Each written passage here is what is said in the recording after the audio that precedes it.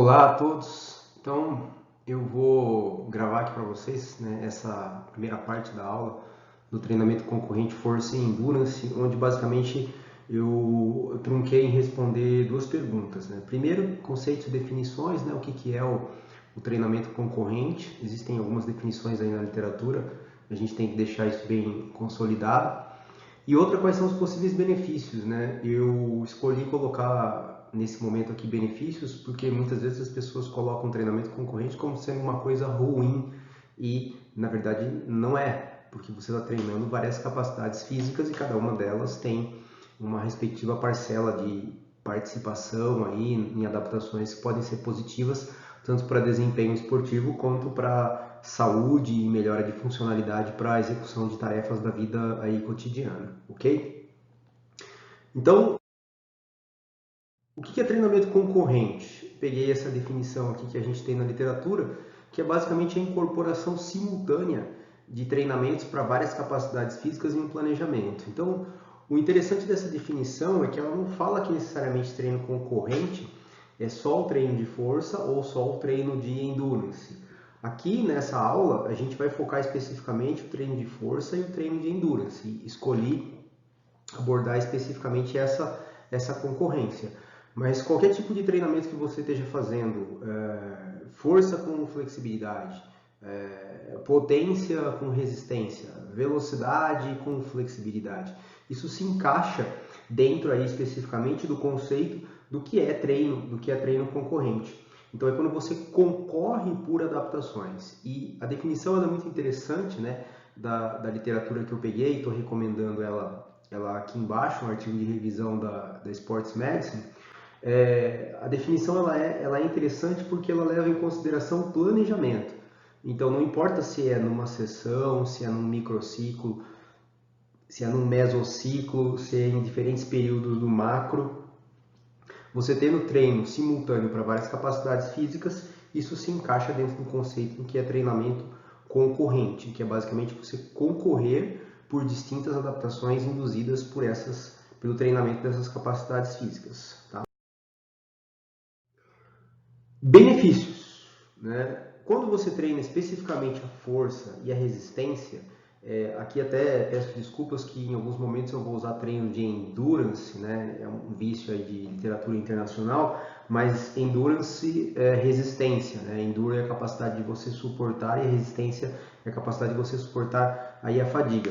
Então treino de endurance ou treino de resistência nesse caso aí vão ser sinônimos aqui, tá?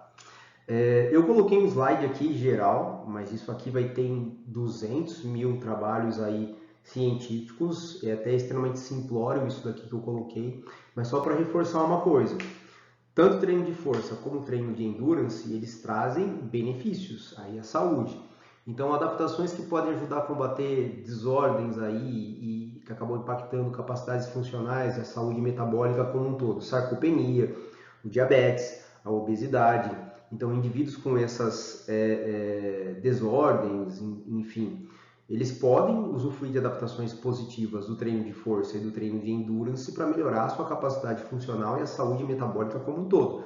Então, se uma pessoa tem esse quadro, diabetes ou obesidade, por exemplo, e ela faz treino de força, isso ajuda a combater. E ela faz treino de endurance, isso ajuda a combater. Isso não é maléfico. Mas aquela pessoa está fazendo treino concorrente em força e endurance. Não tem problema. Está usufruindo de adaptações positivas de cada um, do treinamento de cada uma dessas capacidades físicas. O treinamento que visa o desenvolvimento das duas capacidades físicas, então, pode ser uma estratégia atrativa na prevenção desses múltiplos estágios dessas doenças. Adicionalmente, né, o que eu coloquei aqui foi agora a apresentação de um trabalho onde eles analisaram aí não nesse caso o acometimento a doenças, mas aí alterações na composição corporal, né? Massa corporal total, massa de gordura em indivíduos obesos e indivíduos com sobrepeso, induzidos pelo treino de endurance, aqui nesse trabalho eles chamaram de aeróbio, né? E o treino de força ou treino de força junto com o de endurance, que é o chamado treino concorrente aí que a gente está vendo. Então o que eles fizeram? Né? Pegaram 119 indivíduos sedentários com sobrepeso ou obesos, indivíduos adultos, ok? e randomizaram eles, distribuíram aleatoriamente em 3 grupos que realizaram aí 8 meses de exercício, dos seguintes protocolos que a gente vai ver daqui a pouquinho. Então um grupo aí fez o treino resistido, o treino de força, o outro o treino de endurance e o outro o treino concorrente, que foi a combinação dos dois, né? Características aí da população aí como um todo e o número de indivíduos que ficou em cada um dos grupos. No treino de força, 44 indivíduos, no treino de endurance, 38 e no treino concorrente aqui, força e endurance, 37 indivíduos. Então depois eu até recomendo a leitura com mais detalhe aí desses papers que eu estou citando. Aqui obviamente eu não vou detalhar todos os pormenores aí dos trabalhos, então é por isso que é importante todo mundo depois pegar os trabalhos para ler com mais profundidade. Vou dar algumas características gerais, né? Aqui, por exemplo, aqui, ó, a aderência do treinamento. Então, durante 8 meses, é lógico que as pessoas faltaram alguns dias nos treinamentos, mas aqui teve uma aderência muito boa, né? De em média 83,6%, 84% de aderência ao treino de força, 89% ao treino de endurance e 82% ao treino força e endurance, aí no caso, né? Tem outras características aí dos treinos, como por exemplo o treino de endurance aqui foi de caráter contínuo, né? Não foi intervalado, com uma intensidade aqui ó, de 65% a 80% do VO2 pico, né? Treinos contínuos efetivamente.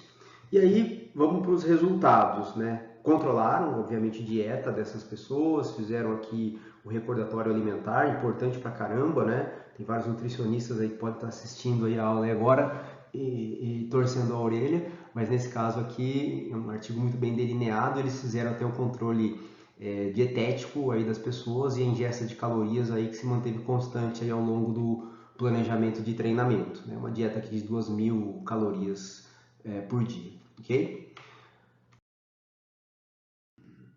Aqui a gente vai ter uma figura aqui com todos esses gráficos, onde a gente vai ter aqui ó, mudança no peso total, né, na massa corporal total aqui dos indivíduos, na circunferência da cintura, na massa de gordura, na área em corte transverso aqui do músculo, na área da coxa especificamente em milímetros quadrados, na massa livre de gordura e no percentual aqui de gordura. Então, primeira coluninha, o pessoal que fez o treino resistido, a segunda, o pessoal que fez o treino de endurance e a terceira, o pessoal que fez o treino aí concorrente. Então, primeiro óbvio, né? Fazer treino de força te leva à hipertrofia, levou aqui aumento da massa livre de gordura e o aumento na área em corte transverso aqui da coxa dos indivíduos. Teve uma redução na circunferência da cintura? Teve, mas não foi significativa. Teve um ganho aqui de massa corporal total, devido basicamente aí ao ganho da massa livre de gordura.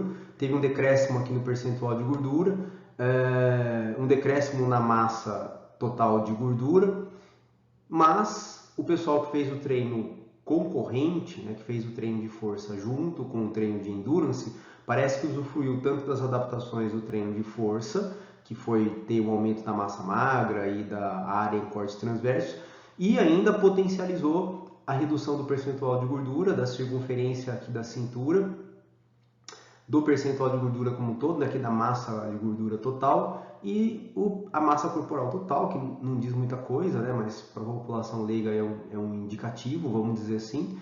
Ou seja, para a composição corporal, fenomenal, né? Não é problema algum você fazer treinos de força e treinos de endurance e chamar isso aí de concorrente. Isso daí é fantástico, não tem problema algum. Inclusive é aconselhado que as pessoas façam os dois tipos de treinamento para que tenham adaptações aí positivas, tanto na saúde metabólica como também na composição corporal, ok?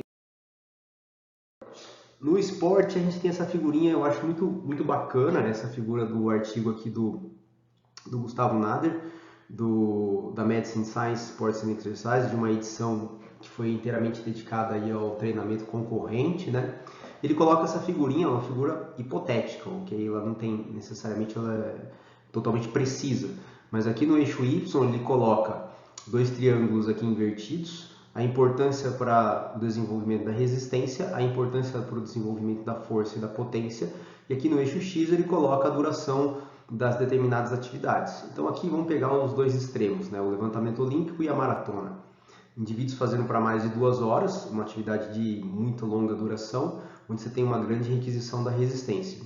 E o levantamento olímpico, exigindo muita força, potência dos indivíduos, só que realizado num intervalo de tempo aqui infinitamente menor do que a maratona. E aqui no meio você tem várias modalidades que ele colocou, onde você pode ter requisição, por exemplo, futebol, né? Não é necessariamente aqui, né? Essa é a requisição de força e resistência do futebol. Não, como modalidade intermitente vão ter momentos que o atleta precisa de muita força e potência e precisa sustentar esses esforços durante muito tempo, tem que repetir vários sprints, né, caracterizado por sprints repetitivos aí, por exemplo, futebol, assim como o rugby também, o basquetebol, né, handball. E aqui então, nesse caso, ele colocou várias modalidades intermitentes, caracterizadas por esforços intermitentes, onde você tem uma requisição de força, mas você precisa também sustentar isso durante um determinado intervalo de tempo. Então, fazer treinos de força e fazer treinos de endurance para algumas modalidades esportivas não é que é ruim, é necessário. O atleta precisa disso, ele precisa desenvolver essas duas capacidades físicas. Então, assim, não é ruim em determinados momentos fazer o treinamento concorrente para várias instâncias, seja para a saúde metabólica ou para o desempenho esportivo. Ele se faz necessário. Agora a gente vai ver nas outras partes aí do vídeo que eu vou gravar outras problemáticas que a gente vai ter com o treinamento concorrente em relação a algumas atenuações que a gente pode ter em relação ao desenvolvimento ótimo ou desenvolvimento máximo aí, no caso de capacidades como a força, a potência e adaptações morfológicas como a hipertrofia, ok?